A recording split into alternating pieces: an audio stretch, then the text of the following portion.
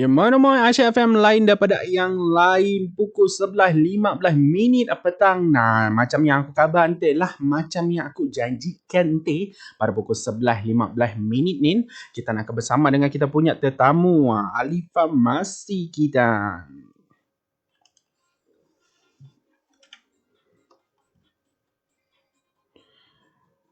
Dan sekarang kita bersama dengan kita punya tetamu iaitu Puan Siti Hasnah Simamora. Hello, selamat pagi Puan. Warahmatullahi wabarakatuh. Saya Siti Hasnah dari Hospital Duchess of Kent Sandakan. Terima kasih sebab menjemput saya untuk berkongsi sedikitlah pada pagi ini. Ya, apa khabar Puan hari ini? Alhamdulillah sihat. Sihat okey, itu yang kita nak dengar kan. Jadi kita punya topik hari ni Puan iaitu herba dan hati asli boleh jadi toksid. Betul tu. Jadi Puan, kita punya ramai masyarakat melihat herba sebagai pilihan semula jadi dan lebih selamat. Bolehkah Puan jelaskan terlebih dahulu apakah yang dimaksudkan dengan ubat herba? Mengapakah setengah masyarakat dekat Malaysia ni percaya ubat herba lebih selamat berbanding ubat moden? Boleh Puan terangkan? Okey, baik. Terima kasih Encik DJ kita, Encik Rio. Ya, betul. Okey, secara ringkas Okey, ubat herba ni adalah produk herba yang mengandungi bahan aktif berasaskan bahan semula jadi daripada tumbuhan lah ataupun bahagian lain dari tumbuhan yang kita ambil ataupun kombinasi kedua-duanya sekali.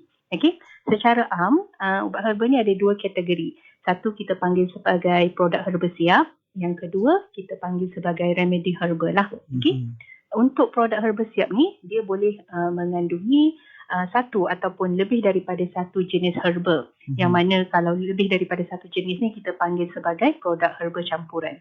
Tapi produk herba siap atau herba campuran ni, dia tak boleh ada bahan aktif sintetik yang lain lah. Kalau tak, kita dah tak panggil dia sebagai herba. Jadi ada beza kat situ. Okey. Untuk produk herba siap ni, dia wajiblah berdaftar dengan KKM sebelum dia dipasarkan. Okey. Bagi kategori yang kedua iaitu remedy herba pula, secara am dia merujuk kepada produk herba semula jadi yang biasanya dalam bentuk raw form lah, bahan mentah. Contohnya kita ambil daripada daun, akar, kulit, biji atau bunga.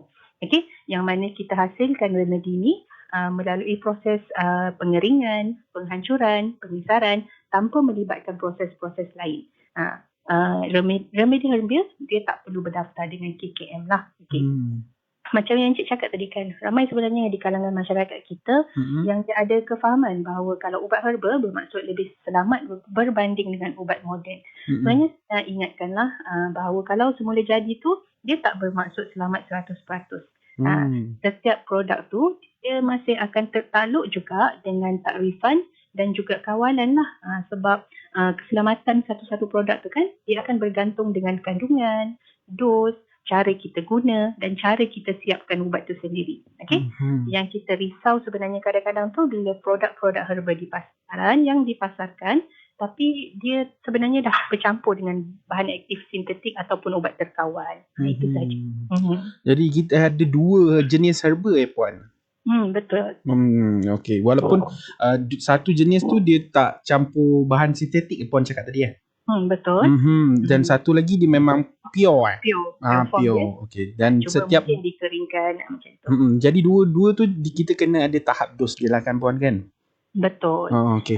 Lepas tu Puan, bagaimana kita boleh memahami peranan herba sebagai terapi komplementari kepada rawatan moden? Okey. Seperti yang kita sedia maklumkan, herba ni kita dah gunakan sejak ribuan tahun lagi.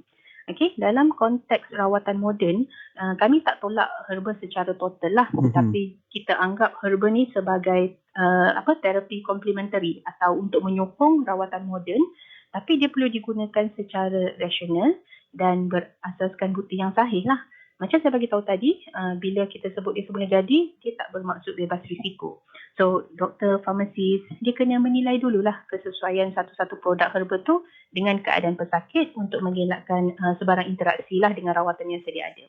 Okey, kalau dekat Malaysia, KKM sendiri dia mengakui herba ni boleh kita manfaatkan sebagai rawatan komplementari lah, rawatan sokongan. Okey. Buktinya, kita sendiri ada lebih dalam 15 buah hospital dan lebih kurang 140 klinik kesihatan di seluruh Malaysia yang sebenarnya menyediakan perkhidmatan perubatan tradisional dan komplementari, PTNK lah kita panggil. Termasuklah hospital saya sendiri, Hospital Duchess of Candy Sandakan. So kita ada offer servis ni. Tapi penting untuk tuan-tuan ingat penggunaan herba dalam konteks TPNK ni dia memang perlu berlandaskan bukti, pemantauan dan nasihat profesional lah untuk kita pastikan keselamatan dan manfaat kepada pesakit. Contohnya kan macam yang ada di pasaran, mungkin pendengar-pendengar kita dah lebih familiar kan, macam tongkat ali, tiger meat mushroom, red yeast rice.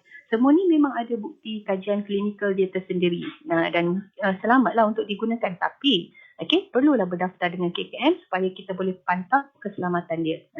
Untuk produk-produk herba dan tradisional, yang paling senang untuk ingat, dia kena yang berdaftar ada dua ciri lah. Satu, dia kena ada nombor pendaftaran MAL. Yang kedua, dia kena ada logo Pharmatech punya hologram logo tu. So pastikan produk yang kita nak beli tu memang berdaftar dan ada kedua-dua ciri yang saya sebut tadi, baru kita boleh guna dengan lebih selamat lah dan yakin. Baik Puan, kalau kita dengar asli sering kita dikaitkan dengan, kalau kita tahu benda tu ada perkataan asli mesti selamat kan. Lepas tu ditambah pula dengan promosi produk herba yang mendakwa 100% asli, bebas bahan kimia dan sebagainya lah. Adakah benar bahan yang dikatakan asli boleh menjadi toksik kepada badan ataupun hati kita? Okey, ini memang soalan yang bagus lah. Kalau kita tengok kan dari segi marketing, kalau kita letak istilah asli, natural atau bebas bahan kimia ni kan, automatik dalam kepala kita sebagai pengguna kita akan kaitkan dia dengan sesuatu yang selamat. Tapi keselamatan tu sebenarnya ataupun kualiti satu-satu produk tu, dia akan bergantung balik kepada dos, bahan aktif yang dia guna, tempoh penggunaan dan keadaan kesihatan semasa masing-masing lah. So kandungan bahan aktif dalam produk herba tu dia mungkin akan berbeza-beza bergantung dengan sumber, cara kita proses dan cara kita sediakan produk tu sendiri. Yang menjadi tricky atau sulit sikit tu bila kandungan bahan aktif tu tak dapat kita seragamkan. Contohnya, ada kala dia terlalu tinggi, ada kala dia terlalu rendah, ada kala dia ambil secara berpanjangan tanpa pemantauan. So benda-benda macam ni yang akan jadi masalah lah. Dan mungkin ramai juga yang belum tahu, hati ni sebenarnya satu organ yang penting dalam badan kita. So dia adalah organ yang berfungsi sebagai pusat metabolisme dan penyah toksin, atau kita panggil sebagai detox lah untuk bahasa lebih faham kan. So setiap bahan asing yang masuk dalam badan kita tu, tak kira lah ubat moden ke, alkohol ke, herba ke, makanan tambahan ke kan. So dia akan diproses melalui hati terlebih dahulu lah. So hati ni dia akan pastikan bahan-bahan yang masuk tu, dia akan ambil apa yang bagus untuk badan, diserap, dan mana yang tak perlu dan membahayakan tu akan disingkirkan lah. So ini adalah organ detox secara semula jadi. Bila kita ambil produk-produk yang tak berdaftar dan tak terjamin pun dari segi keselamatan dan kualiti produk tu, contohnya produk tu dia tak ada dos yang standard atau bahan aktif dia belum tentu apa yang ditulis dekat kotak kan, mungkin dah dicampur dengan benda-benda lain. So ini sebenarnya akan berisiko untuk memberi beban lah kepada hati dan boleh menyebabkan peradangan serta kerosakan hati lah. So lama-lama sel hati boleh rosak dan menyebabkan masalah kesihatan yang lebih serius lah.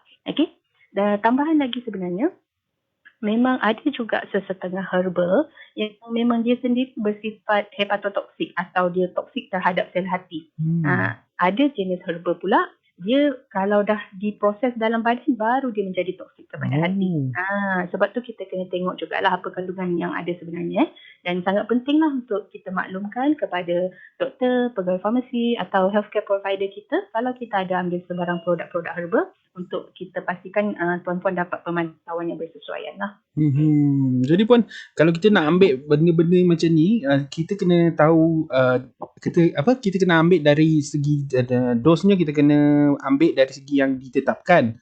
Lepas tu kita kena tahu kandungan bahan aktif dia apa semua kan. Kenapa produk herba macam masih memerlukan kawalan dan penilaian, contohnya macam dari segi dos, kandungan bahan aktif, pendaftaran sebelum digunakan oleh pengguna Puan? Macam yang saya sebut sebelum ini, tumbuh-tumbuhan tu kan bila secara semula jadi, dia akan hasilkan pelbagai jenis lah bahan kimia untuk dia punya defense mechanism, untuk perlindungan daripada serangga dan daripada persekitaran. Dan bila kita makan tumbuh-tumbuhan ni atau bahan-bahan aktif ni kan, dia boleh beri kesan kepada tubuh kita. Kadang-kadang kesan tu positif dan bagi manfaat. Tapi kalau kita tak pantau, mungkin dia boleh menjadi sesuatu yang memudaratkan lah. Okay?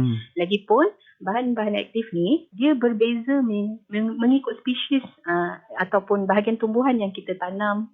Contohlah kan, dekat sini cuaca dia berbeza, kandungan tanah dia tu berbeza, racun serangga itu dia berbeza. Okay?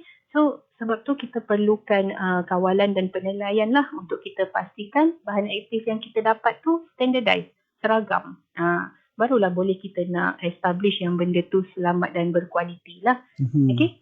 Kalau di Malaysia kan sebenarnya produk-produk herba dan tradisional ni dia perlu berdaftar dengan KKM macam saya cakap tadi kan, produk herba siap untuk menjamin keselamatan. Okay, dua ciri tadi satu nombor MAN, yang kedua Pharmatech.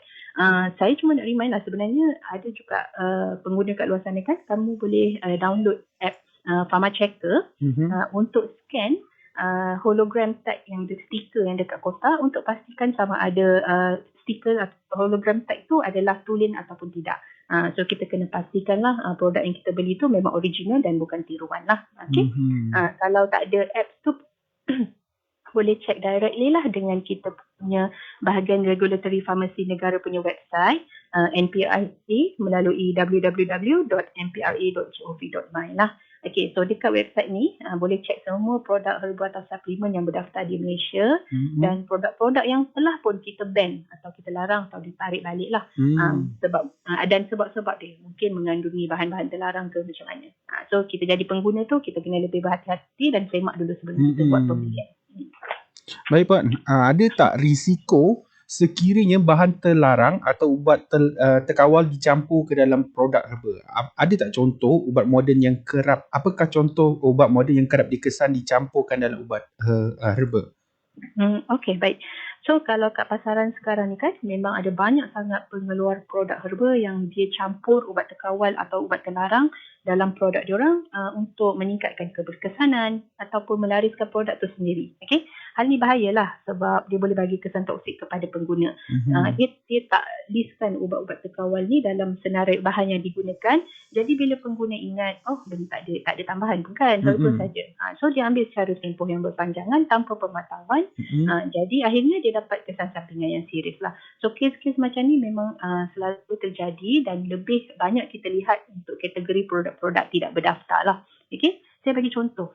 Contohnya dalam kes penggunaan ubat steroid dalam produk herba dan tradisional. Biasanya dia akan letak campur dengan herba-herba, lepas tu dia iklankan sebagai ubat sakit sendi, sakit urat. Okay? So steroid ni sendiri adalah ubat terkawal lah. Dia boleh memberi kesan sampingan, contohnya macam peningkatan berat badan, risiko kecil manis, darah tinggi, merapuhkan tulang dan sebagainya. Sebab tu dalam konteks biasa rawatan ubat moden, steroid ni memerlukan pemantauan doktor, memerlukan surat doktor. Tapi bila dia letak ke dalam produk herba macam tu dan tidak berdaftar kan, pengguna ambil tanpa pemantauan, itu yang akan memberi kesan sampingan lah. Banyak lagi lah contoh-contoh lain. Contohnya dia gunakan ubat tahan sakit yang jenis NSAID. Sama juga untuk sakit-sakit sendi, sakit gigi. Okay? Ataupun dia letak sibutramine, sejenis ubat untuk mengurangkan berat badan kan. Tapi again, ubat-ubat ni semua ada dia punya kesan sampingan yang mana memerlukan pemantauan sebenarnya. Jadi sangat tak bertanggungjawab lah kalau dia letak dalam produk herba dan dipasarkan tapi dia tak bagi tahu kepada orang awam. Macam Puan cakap tadi ada kesan sampingan kan. Apakah tanda-tanda awal masalah kalau untuk hati yang perlu diberi perhatian? Okey. Sebenarnya kalau simptom-simptom awal ni dia tak spesifik sangat. Tapi kebanyakan masa pesakit tu dia akan mula start komplain macam dia rasa letih yang melampau, dia rasa lesu berpanjangan, hilang selera makan, rasa loya ke, nak muntah ke, ataupun dia rasa tak selesa di bahagian kanan atas perut dia, dekat lokasi hati tu kan. Tapi ni general je lah. Untuk kepastian tu memang kena jumpa dan check dengan doktor dulu. Cuma bila kerosakan atau keradangan hati tu dah semakin serius, simptom dia akan lebih jelas. Contohnya, kamu perasan air kencing jadi gelap, najis jadi warna pucat, kulit dan mata berubah jadi kuning atau kita panggil sebagai jaundice kan. Rasa gatal seluruh badan macam tu. So bila hati kita tak boleh nak keluarkan toksin, sebab dia tadi kan fungsi dia yang untuk mengeluarkan toksin dalam badan kan.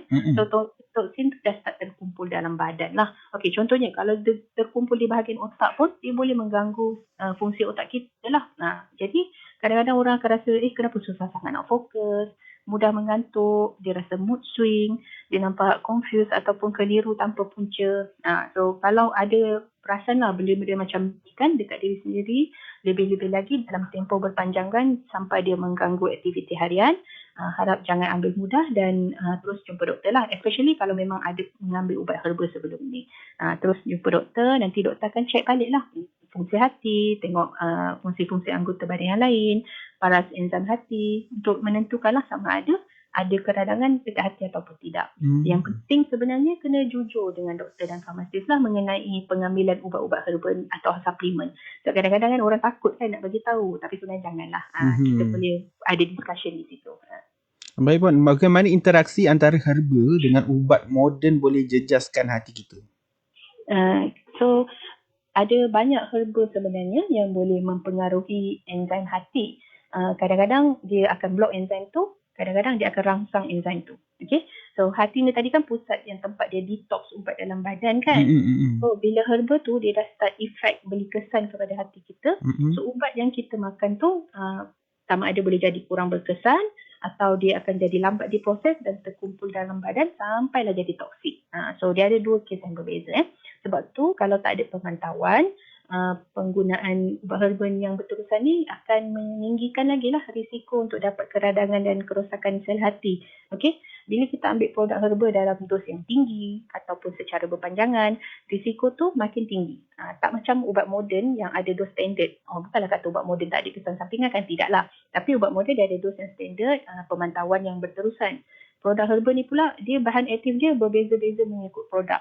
Kadang-kadang bahan aktif ni pula lebih prone untuk tercemar dengan logam berat lah, macam merkuri ke, racun fosfat ke, bahan kimia lain dan sebagainya lah. Okay? Sebab tu sebenarnya penting untuk pengguna berhati-hati dan jangan anggap herba tu 100% selamat. Sentiasa dapatkan nasihat doktor atau ahli farmasi sebelum nak start apa-apa produk lah. Okay? Jadi Puan, adakah produk herba ni langsung tak boleh diambil ataupun ada tak langkah-langkah yang boleh diamalkan untuk pastikan penggunanya lebih selamat? Okey. Macam yang kita bincangkan dari tadi kan, so herba ni dia boleh bagi manfaat sebenarnya dalam penjagaan kesihatan kalau kita guna dengan betul lah sebagai terapi pelengkap. Okey, kalau ambil produk herba tu jangan takut atau sembunyikan daripada doktor dan ahli farmasi lah. Okey, just maklumkanlah supaya kami boleh bantu untuk semak sama ada ubat tu herba tu kan selamat atau sesuai dengan rawatan yang sedia ada.